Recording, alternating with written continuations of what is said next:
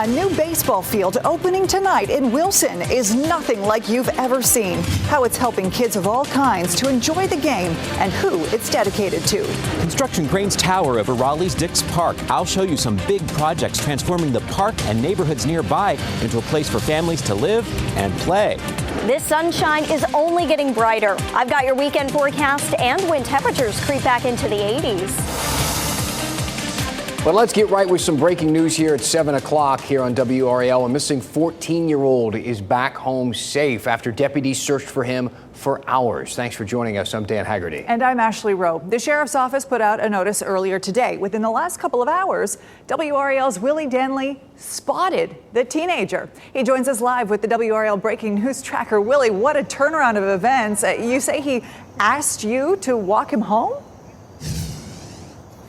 Yes, Ashley, I had actually just left the teenager's house from talking with his dad. When I was leaving the neighborhood, I spotted him walking down the street and he identified himself as Preston Wright. Take a look at these photos. This is a photo of Preston Wright, that teenager that was just found. He told me that he ran away from home and went to a friend's house and that it was his friend's mother that told him that he should go back home. Once he got back to his neighborhood, I saw him here. He told me why he ran away from home and he asked me to walk him back home to his dad. And once we got to the front door, his dad was understandably very grateful to see his son again. Just absolutely wild, Willie. What a turnaround. Thank you for your reporting, and thanks for finding him and bringing him home. Well done, Willie. So tonight, just a touching memorial to this beautiful little boy here, Cannon Hinnat, who would have been 8 years old this year, probably starting third grade, maybe thinking about what he was going to be for Halloween. Yeah, but his life was cut short. In 2020, Hinnat was just 5 years old when police say a man shot him as he was riding his bike. The Miracle League is opening a new field in Wilson in honor of this little boy. WRL's Carly Haynes is there right now where the event just started just a short time ago. Carly. All right, here we go. 3, 2, It did. And 1. look, right now, we have our ceremonial first pitch. Here we go. Strike. I hear you. How about that? It just started because soon we'll be seeing the first game ever played on this field. It's an honorary one-inning game following the dedication ceremony at the grand opening earlier today.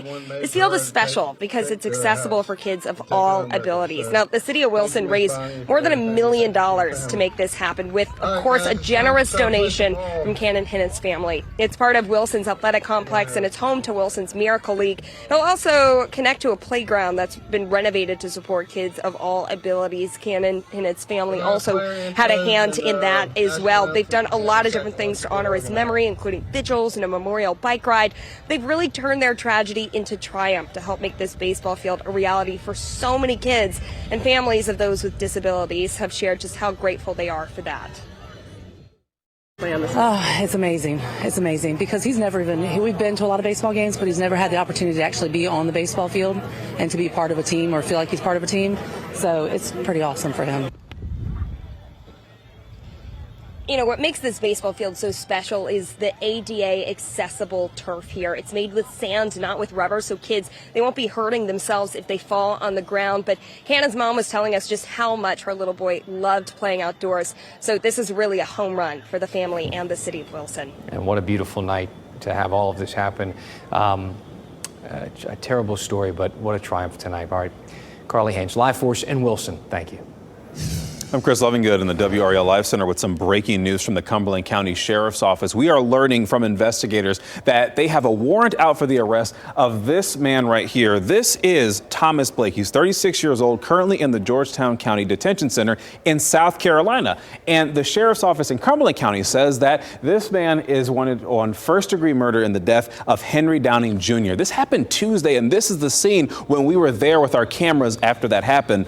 We're trying to learn a little bit more from this from investigators, but we do know, again, a warrant is out for the arrest of Henry Downing Jr., and the expectation is that he'll be extradited to Cumberland County. And mind you, Georgetown County's detention center is about 150 miles away from Fayetteville. So still we're trying to get more pieces of information here. But again, we know that the warrant is out for the arrest of Thomas Blake, again, for the murder of Henry Downing Jr.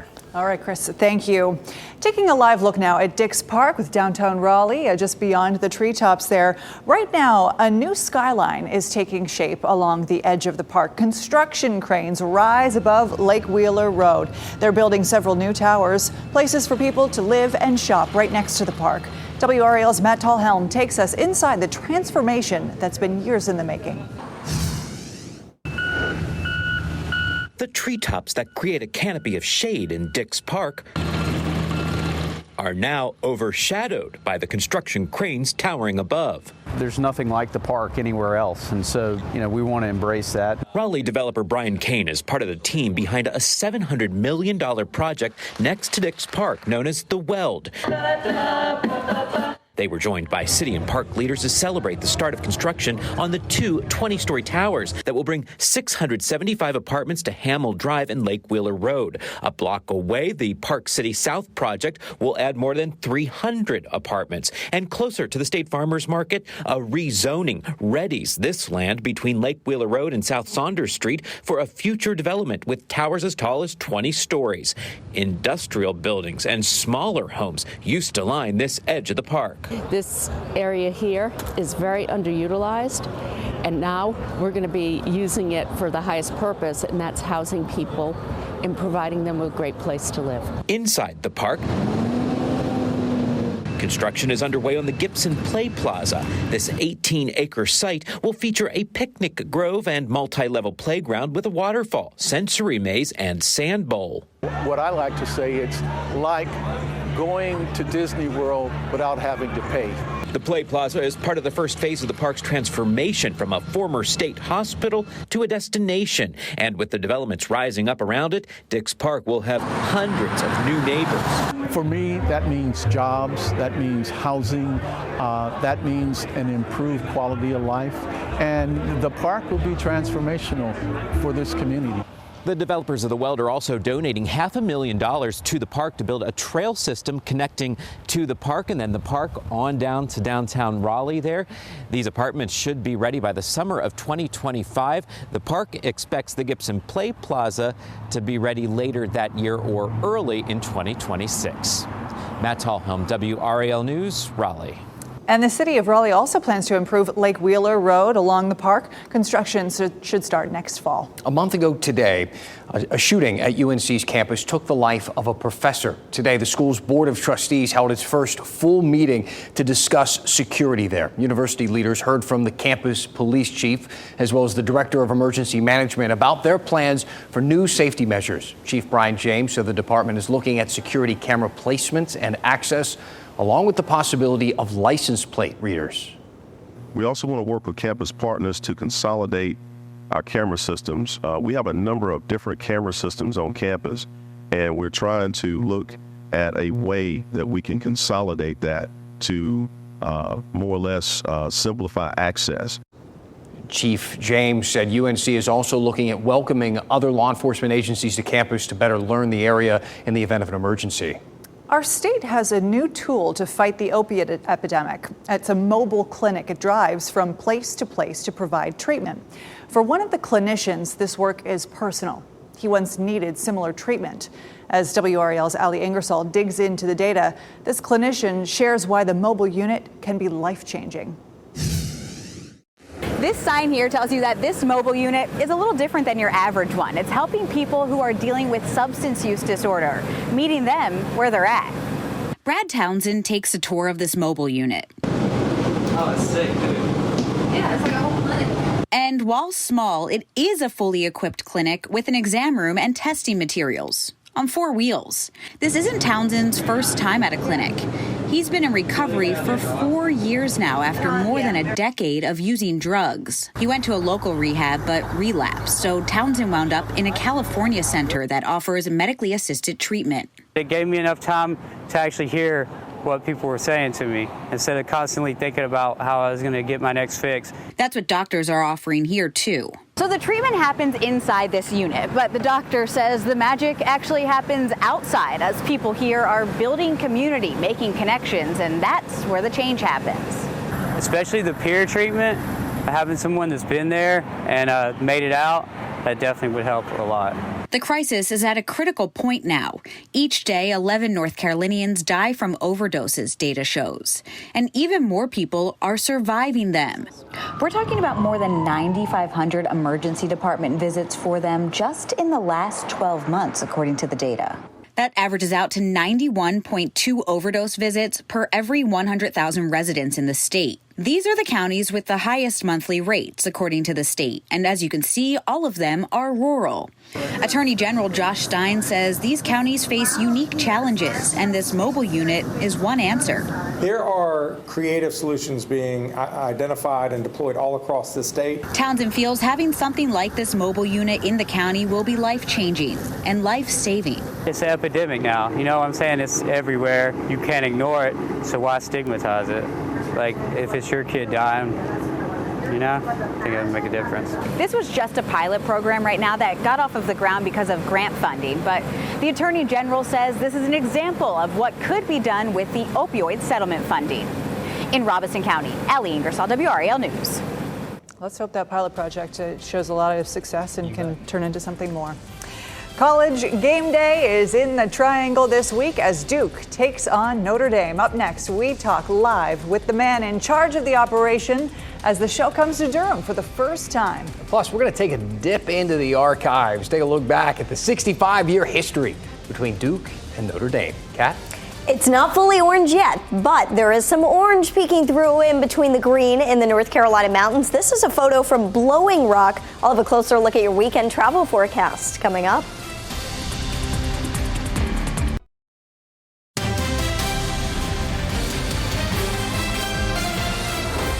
The game day bus is in Durham this week. All eyes are on Duke University as they get ready to take on Notre Dame. Crews were setting up the outdoor set on Duke's Able Quad. It's the first time the show has come to Durham for football. The show travels every week, but coming to a new campus means new variables and, as you know, a new crowd of frenzied fans. Joining me now to break down how this is all going to work is Bob Weisman, Duke's Deputy Athletic Director for Operations and Capital Projects. Bob, you're essentially heading up this whole thing for the university, so thank you during a very busy week for joining us. No problem. My pleasure. Really looking forward to having everybody on campus and getting the chance to showcase the best of both worlds here between our academic areas and at night our athletic campus and our outstanding football program. This is game day's first time at Duke. When did you get the call that they were coming and how long do you have to start planning? Yeah, that's a great question. We started to have an inkling about a week and 8 days ago, and it really started to come to fruition on Saturday night, you know, as we started to see the scores fall for the other games that we thought were a possibility. And then shortly after about 10:30 at night, we got the call. And by Sunday morning, we were on the ground and logistical planning had started with the ESPN folks on site. What does that setup process look like? You know, it's a lot of pre-work. I mean, these are conversations, especially in terms of location and finding the right spot that started years ago. Just in preparing for the possibility of college game day ever came. And then it was really about getting on the ground and connecting with all the parties, whether that be our safety folks, our board of trustees who are in town for homecoming weekend, our alumni association, and ESPN in general, and making sure we can keep a vibrant campus active and ready to go, but also have a celebration of a bunch of student athletes who've just been outstanding this year and a coaching staff that is taking the program to new heights. You know, the basketball version of this show has been to campus many times. So how is this weekend going to be different?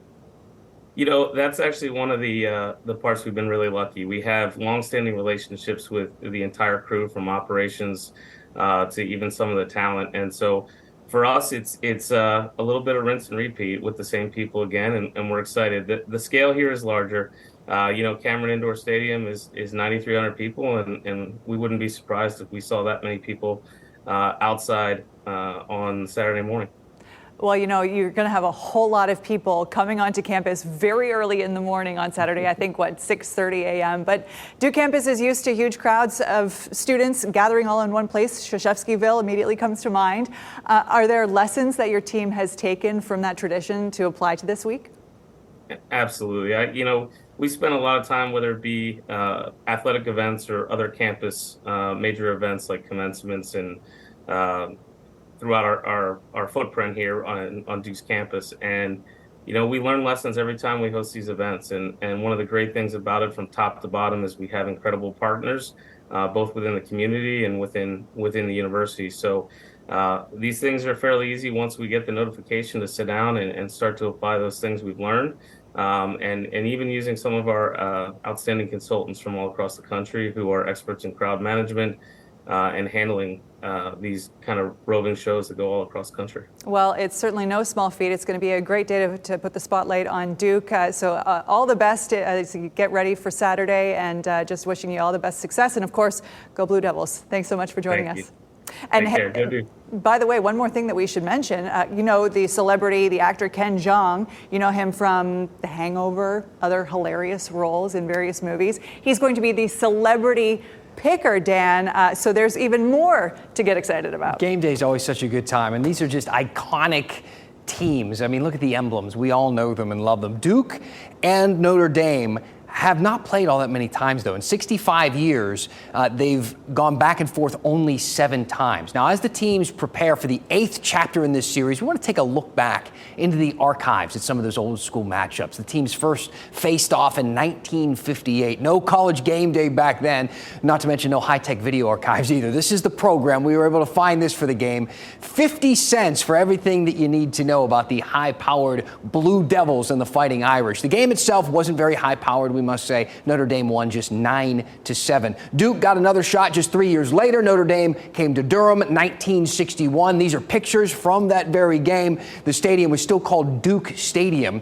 It didn't bear Wallace Wade's name until 6 years later. The Blue Devils got the revenge that day. They beat the Fighting Irish 37-13. We don't have any pictures from this next game. It was in 1966. That's probably not that bad of a thing. Notre Dame actually won 64-0. So we're going to move on. We'll just go on to the next one. The teams wouldn't play again for another 40 years. It was 2007. Duke goes on the road again and loses again, and that makes 4 games played across about 50 years' time. These days, the teams are thrown onto the schedule a whole lot more often. They've played 3 times since 2016, and Duke won just 1 of those 3 games. So this year, it might be the year. I'm not going to lie. Notre Dame looks pretty good, but Duke is undefeated, and they're looking really good too. And if history is any indication, let's just do a little, let's take a look here.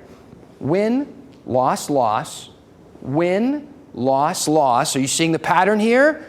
What's next?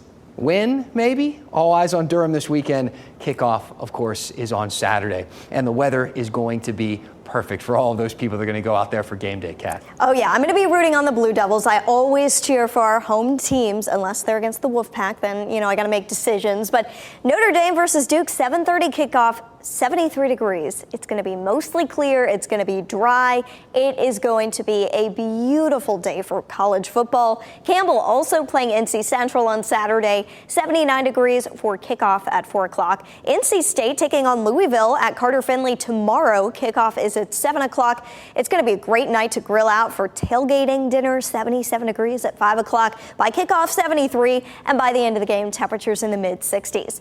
But let's switch gears here away from football and go with the other sign of fall. We've got fall football and we've got fall color in the mountains, and we're starting to see a little bit of color. You are still going to see far more green if you are headed to the mountains this weekend than yellows and oranges and reds. But we are starting to see some pops of sunshine in our higher elevations, Blowing Rock, Grandfather Mountain, Mount Mitchell, to name a few of those spots.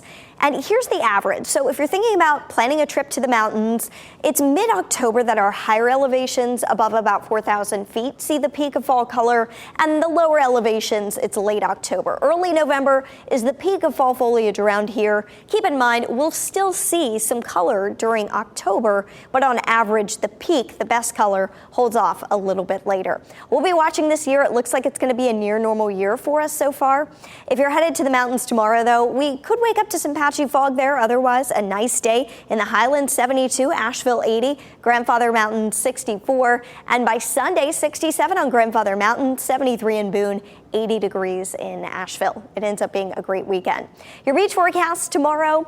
If you're headed to the east, it's still going to be mostly cloudy, if not a full overcast along the Outer Banks. However, Saturday, you should get to see more sunshine, and it's going to be really nice. High temperatures range from the mid-70s to about 80 Saturday. No imminent threats from the tropics. There are 2 tropical storms out there, Philippe and Rina. They're right next to each other, and they may actually do a little dance with each other. So let's start with Tropical Storm Rina. It moves generally to the north as a tropical storm into early next week, but Philippe may actually be pushed to the south by Rina as they kind of spin counterclockwise around each other. And that's why there's still a lot of model uncertainty on the long range forecast for these systems. But generally speaking, they're going to be headed to the north and not, more than likely at least, not pose a threat to the U.S. What could happen, though? We could see what we call the Fujiwara effect. They spin around each other for a little bit before they head to the north. So we're going to watch that and see how much it alters their track.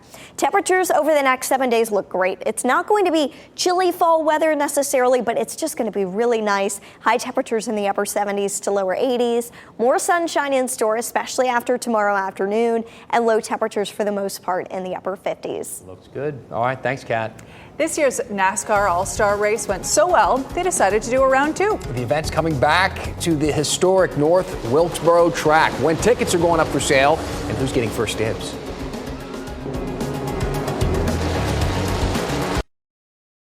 The NASCAR All-Star Race will return to our state next year, and it's coming back to the same track. The race will again come to the historic North Wilkesboro Speedway. It recently restored it after it went unused for decades. The 3-day weekend is full of events. It's next May. If you got tickets to the race this year, you have a chance at pre-sale tickets beginning tomorrow. Tickets go on sale to everybody starting next Thursday. And don't forget, the IBMA Bluegrass Live Festival kicks off tomorrow. The city expecting 200,000 people to show up. Spans 5 blocks, 6 stages, more than 100 bands. Tickets are required if you want to go to the Red Hat Amphitheater shows, but the rest is free. WRAL is a proud sponsor. Very exciting. I'm going to be going down there on Saturday. Enjoy. Looking forward to it. Thank you for making WRAL your choice for local news. Have a good night. Keep watching WRAL News over the air Channel 34 and Spectrum Channel 1257.